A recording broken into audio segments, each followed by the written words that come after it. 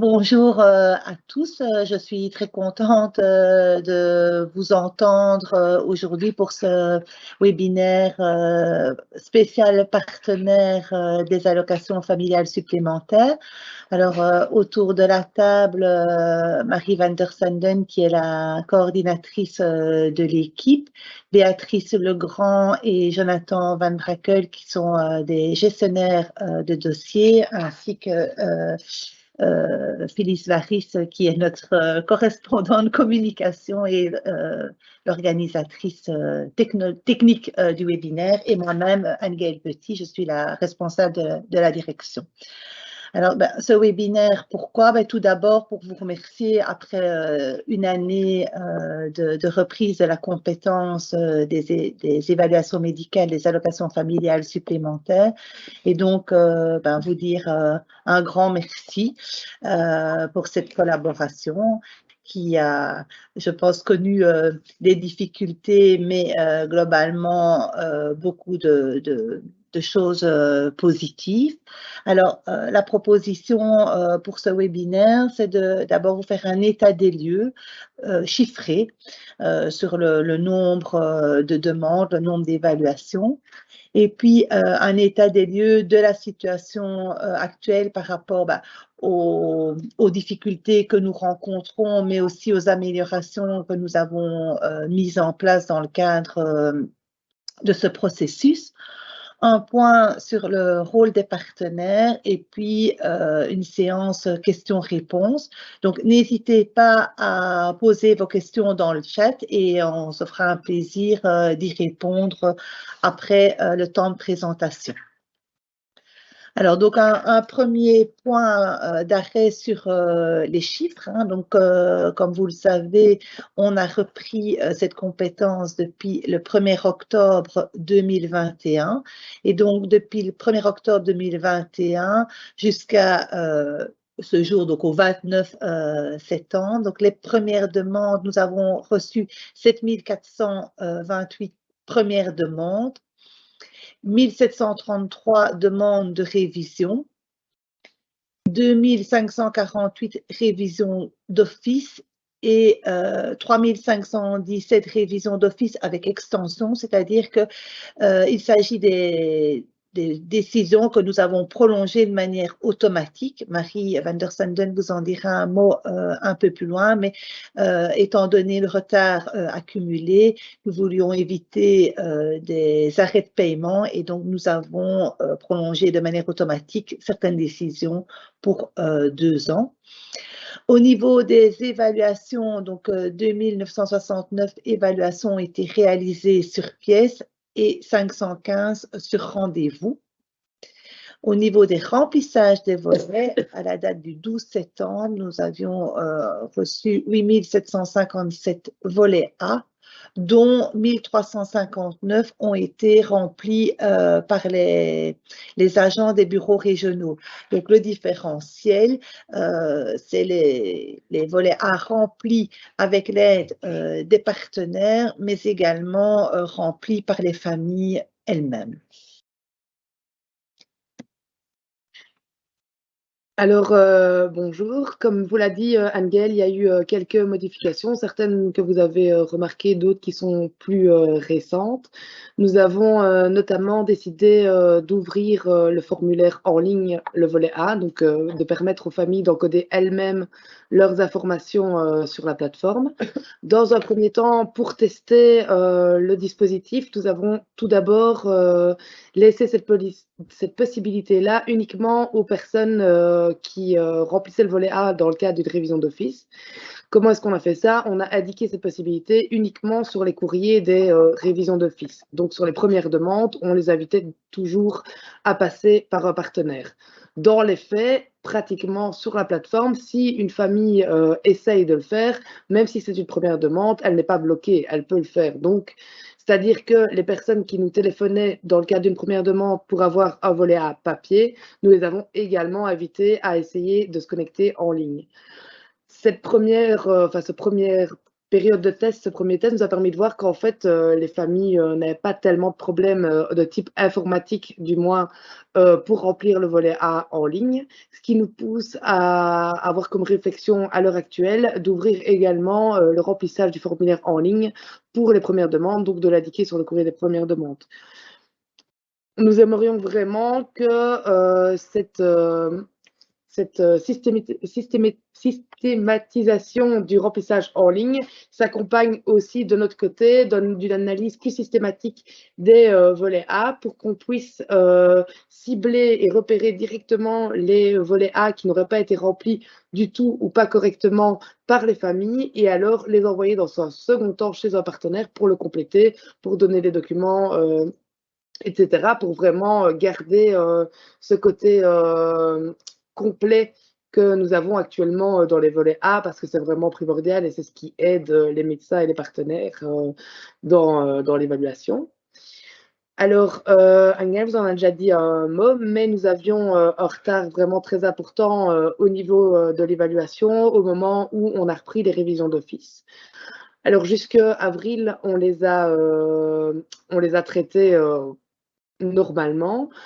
Seulement, on s'est rendu compte que si on continuait avec ce rythme-là, nous allions être face à des retards de paiement et des interruptions de paiement, voire même, donc c'était inimaginable pour nous. Donc, nous avons pris la décision avec notre comité de direction de prolonger de 2 ans les décisions des révisions d'office, celles qui auraient dû être initiées entre mai et décembre.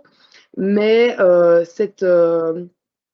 cette politique est réévaluée quotidiennement et donc on évalue au mois par mois si on doit continuer ou si on peut le stopper. On a toujours la possibilité de l'arrêter à n'importe quel moment. Mais la priorité pour nous à l'heure actuelle, c'est d'éviter les interruptions de paiement et de pouvoir essayer de résorber petit à petit notre retard sur les premières demandes avant de pouvoir relancer les révisions d'office, puisque dans le cadre des révisions d'office, ce mécanisme nous est possible. Évidemment, il est toujours possible pour les familles dont la situation aurait évolué, se serait aggravée pendant cette période-là, de revenir avec une demande de révision qui est analysée sans aucun problème, mais au moins pendant le moment où la demande de révision est analysée, la famille continue quand même à percevoir le paiement de l'ancienne décision. Donc ça nous paraissait être la solution la moins pire pour tenter de résorber notre retard. Alors, au niveau des partenaires en tant que tel, ben, le webinaire est organisé ce jour. Nous avons toujours des formations qui sont organisées chaque mois à la demande de nouveaux partenaires, de nouveaux agents qui entreraient et qui voudraient être formés au remplissage du volet A. Nous sommes également en réflexion actuellement sur la manière dont nous allons faire évoluer ces formations, puisque les couvertures du formulaire en ligne, ce ne sera peut-être plus les mêmes personnes ou le même genre de public qui s'adressera aux partenaires. Et donc, on aimerait bien que ça puisse vraiment devenir également un lieu de privilégié pour des échanges ou bien pour des mises à jour ou des nouvelles informations sur des évolutions qui auraient lieu sur la plateforme. On est vraiment en pleine réflexion à ce niveau-ci. Et alors, nous avons également créé un nouveau triptyque. Je ne sais pas si vous vous rappelez, mais le premier triptyque que nous avions fait avait vraiment été pensé dans le cadre de la reprise de la compétence, donc en mettant l'accent sur ce qu'il changeait depuis la reprise du fédéral, de la compétence du fédéral. Maintenant que la compétence est entièrement chez nous, nous avons mis au point un nouveau triptyque qui informe simplement les familles des démarches à suivre si elles veulent obtenir des allocations familiales supplémentaires. Alors, dans les poids qui posent encore problème actuellement, ben, ce n'est un secret pour personne, mais nous voulions être parfaitement transparents à ce niveau-là. Nous avons toujours un retard important. Alors, au niveau de nos équipes chez nous, elles sont à jour. Ça tourne particulièrement bien, tant chez les assistants administratifs que chez les gestionnaires de dossiers qui arrivent vraiment à aller très loin dans l'analyse et qui permettent d'avancer un maximum l'évaluation. Mais on a un réel problème chez les médecins. Nous sommes vraiment en manque de médecins désignés, comme c'était déjà le cas au SPF. Le temps qu'ils aient pris possession de la plateforme, ça a mis vraiment beaucoup de temps. On est confronté aussi à un problème parce que ils ont mis beaucoup de temps à accepter de reprendre des rendez-vous en voulant uniquement faire des dossiers sur pièce. Et donc là, on a vraiment une accumulation de dossiers qui attendent de passer chez le médecin. Alors, on espère que ça va se résorber, notamment avec l'engagement de nouveaux médecins désignés et aussi avec l'évolution de notre équipe pluridisciplinaire. Mais ça, Angel vous en parlera plus amplement après. Alors, et ça vous intéresse d'autant plus, on a eu un problème avec la BCSS. Pourtant, je pense que bien avant la reprise de la compétence, même avant de savoir ce dont on allait parler, on a commencé les rencontres avec la banque Carrefour hein, pour essayer de voir ce qu'il fallait qu'on mette en place une fois que nous serions devenus source authentique pour que les autres acteurs aient accès à nos évaluations. Ça a été un peu compliqué, ça a mis du temps à se mettre en place, notamment parce qu'il fallait faire beaucoup de tests ici, mais aussi dans les autres entités.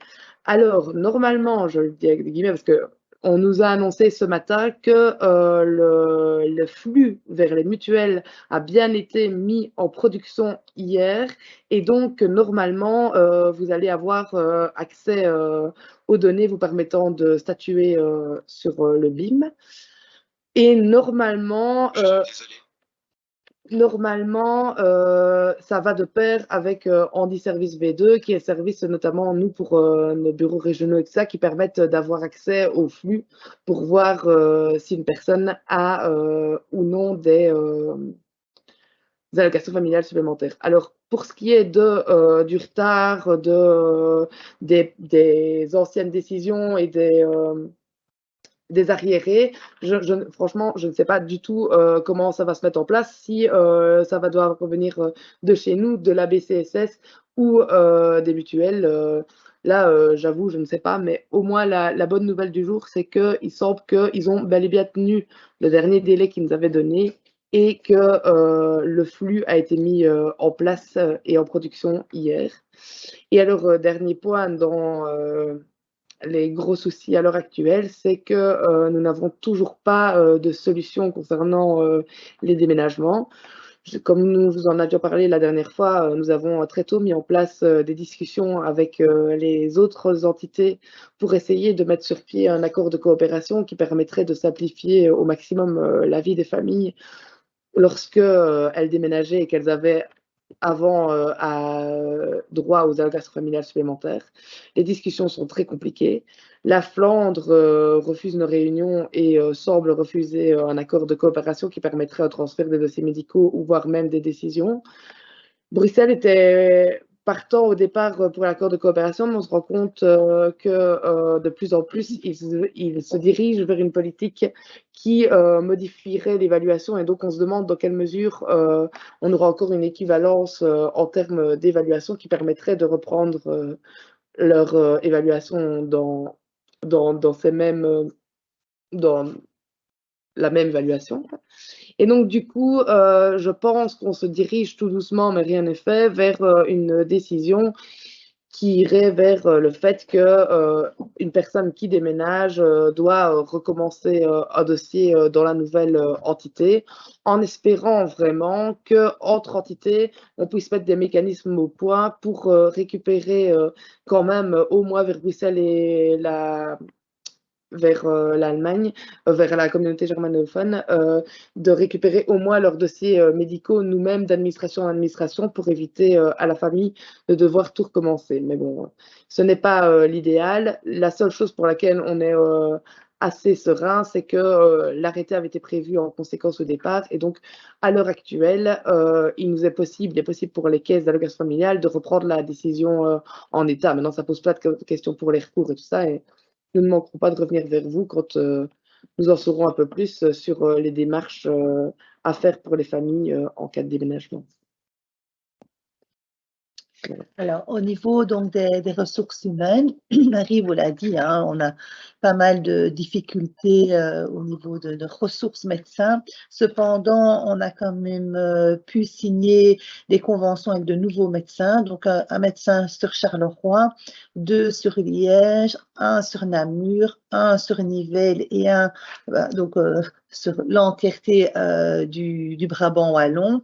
Ils sont pour l'instant en période de formation, donc grâce à nos médecins coordinateurs. Donc, on espère qu'ils vont bientôt pouvoir participer concrètement à l'évaluation médicale. Par rapport à notre équipe pluridisciplinaire de gestionnaires de dossiers, donc aujourd'hui, on a dans l'équipe une logopède, 2 psychologues et 3 infirmiers. Et cette équipe a essentiellement travaillé sur l'évaluation des révisions d'office sous la supervision et la tutelle de nos médecins coordinateurs. Et donc, on est en cours de réflexion sur la possibilité pour cette équipe éventuellement de travailler aussi sur les premières demandes. Voilà, ça se construit peu à peu. Au niveau de l'évaluation des révisions d'office, elle travaille vraiment à la complétude des dossiers et à l'évaluation et les résultats sont vraiment encourageants. Surtout pour les profils. Et donc, essentiellement pour les profils d'enfants présentant une déficience intellectuelle ou des troubles de l'apprentissage, donc les 10. Alors là, on a vraiment notre équipe logopède et psychologue ont vraiment les compétences pour réaliser ces évaluations et ça représente quand même un gros pourcentage des demandes de supplément d'allocation. Voilà, alors le rôle des partenaires dans tout ça, notamment suite à l'ouverture de la plateforme, on pense vraiment que les partenaires, et y compris nos agents des bureaux régionaux, ont vraiment un rôle privilégié dans l'accompagnement des familles. Donc, le retour qu'on a des familles, c'est que avoir été reçu par un partenaire permet une analyse finalement plus large de leurs besoins et une possibilité d'ouvrir des pistes supplémentaires. Et donc, on se dit que les partenaires sont vraiment essentiels dans le parcours de vie des familles. Et donc, on doit réfléchir avec vous à comment ne pas perdre cette plus-value du rôle des partenaires dans le processus. Et donc, Marie disait tout à l'heure, peut-être de mieux cibler les volets A qui auraient été complétés de manière incomplète, ou des familles qu'on a en ligne et qui nous expliquent leurs difficultés, de pouvoir continuer à les renvoyer vers nos partenaires. C'est effectivement aussi important que les partenaires puissent nous remonter les difficultés du terrain. Hein. Vous l'avez fait via des appels directs, via nos comités de branche, et c'est notamment en écoutant vos difficultés qu'on a accéléré l'ouverture en ligne du formulaire, mais aussi qu'on a pu réaliser des améliorations sur la plateforme. Parce qu'on reste quand même persuadé que des volets A bien complétés, c'est un gain de temps pour nos familles. Ça permet une évaluation médicale aussi plus équitable. Donc voilà, le pourquoi on avait souhaité que les partenaires soient mobilisés dans ce processus reste vraiment d'actualité, même avec l'ouverture de la plateforme. Voilà, un grand merci pour votre écoute. Merci pour tout le travail déjà effectué. Merci de votre collaboration et donc on est à votre disposition pour répondre à vos questions, entendre vos remarques et tenter d'améliorer encore le processus. On est bien conscient qu'on n'est qu'au début du parcours et que ce processus est loin d'être figé. Merci beaucoup.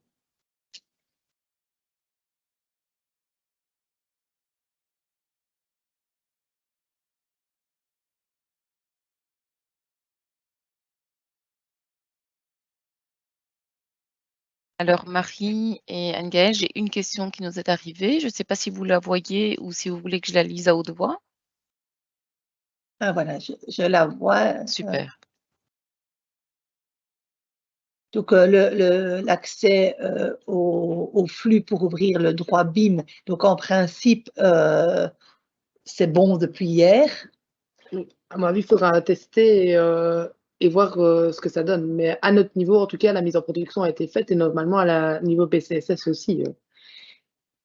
Par rapport à la question du cumul entre les AFS, ARRAI, aujourd'hui, je suis incapable de vous dire jusqu'à quand aura lieu ce cumul. Par contre, il n'y aura pas de récupération rétroactive.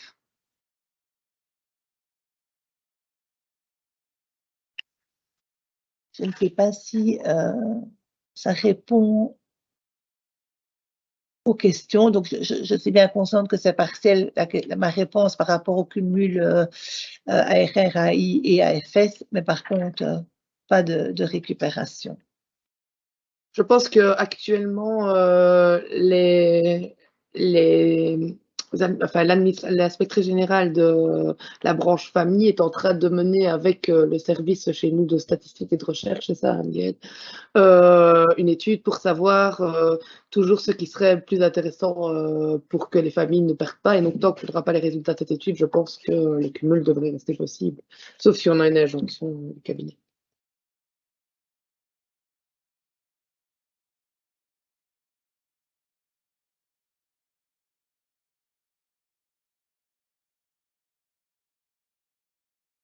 Voilà, je n'ai pas d'autres questions pour l'instant. Est-ce que vous voulez clôturer ce webinaire ou est-ce qu'on attend encore un tout petit peu? Ah, je vois une question qui vient d'arriver. Quels sont vos délais de traitement actuels? On considère qu'à partir du moment où on a le volet A et le volet B qui sont rentrés chez nous, il se passe plus ou moins 6 mois avant que le dossier ait une décision. Et donc ça, c'est vraiment lié à notre problème de rendez-vous ou même de surpièce chez les médecins, puisque chez nous, le processus aujourd'hui est rodé et donc nos délais de traitement sont assez courts, mais on est bloqué au niveau de l'évaluation médicale. Et donc, on espère une amélioration avec les nouveaux médecins et avec la formation de notre équipe pluridisciplinaire.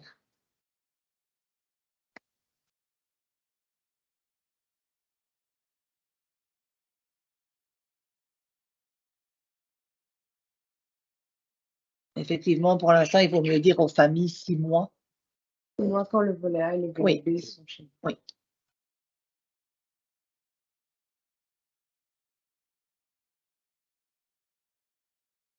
Si pour les personnes présentes, c'est OK. De notre côté, on a fait le tour. Je vous rappelle aussi les possibilités pour un partenaire, hein, donc de contacter l'équipe. Peut-être on remet dans le chat l'adresse, mais les lignes. On va peut-être faire ça, vous remettre. Donc, n'hésitez pas à prendre contact avec notre équipe, soit par mail, soit par téléphone.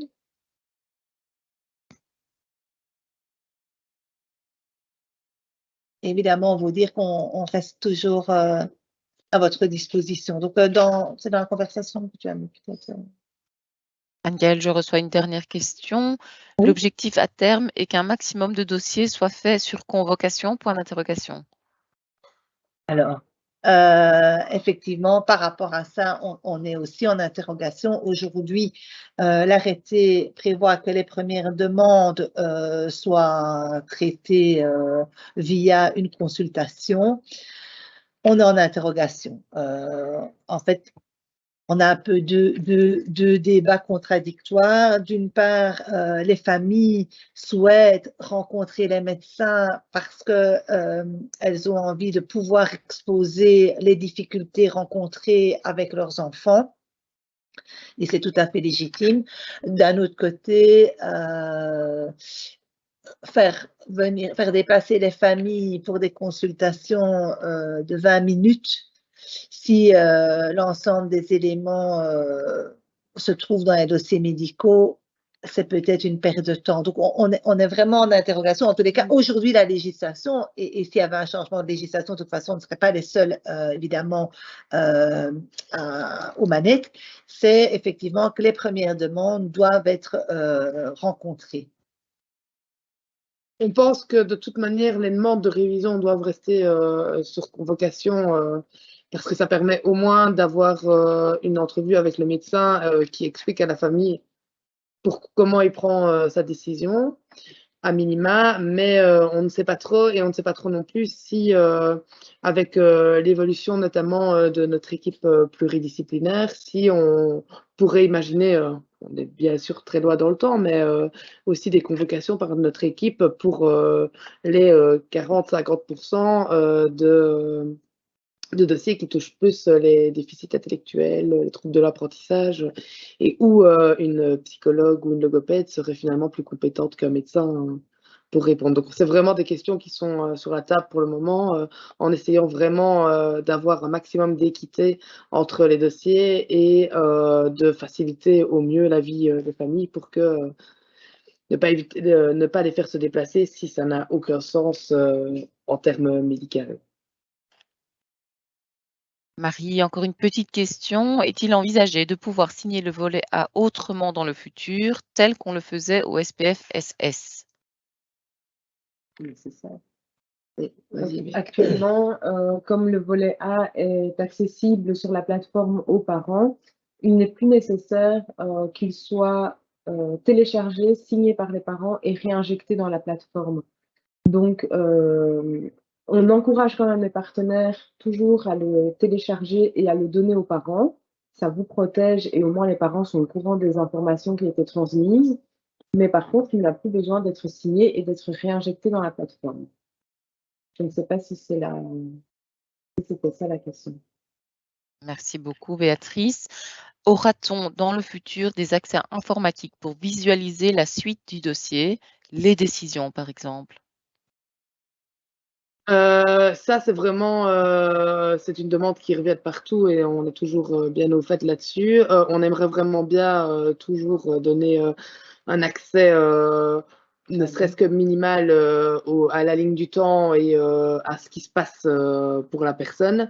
Mais ça, je pense que ça va venir avec toute la réflexion actuelle de digitalisation au sein de l'agence et notamment avec la création de mon avis que pour les personnes et donc avec un accès pour les partenaires. Mais ça viendra dans une réforme plus globale au sein de l'agence. Oui. Donc, la transformation digitale inclusive fait partie de notre contrat de gestion. Et donc, on va avoir des portefeuilles de projets dont l'accès aux dossiers individuels par les familles et par les partenaires. Mais donc, c'est dans un cadre, comme l'a dit Marie, beaucoup plus large. Hein, c'est dans notre futur contrat de gestion. Mais donc oui, c'est bien d'y arriver dans un futur, mais là, on ne sait pas vous donner des dates par contre. Merci beaucoup à toutes. Je vous propose peut-être de clôturer. Je ne reçois plus de questions. On peut peut-être clôturer en disant que ce webinaire est enregistré et que l'enregistrement sera, donc le lien de visionnage sera communiqué dans les plus brefs délais. Anne-Gaëlle, je te laisse clôturer.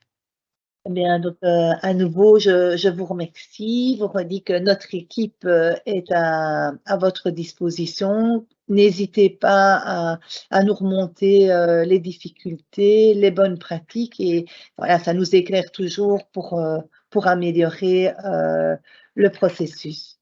Bonne journée à tous et un grand merci. Au revoir. Il y a encore une question. Je n'ai pas bien compris la réponse aussi de la signature du volet A des parents.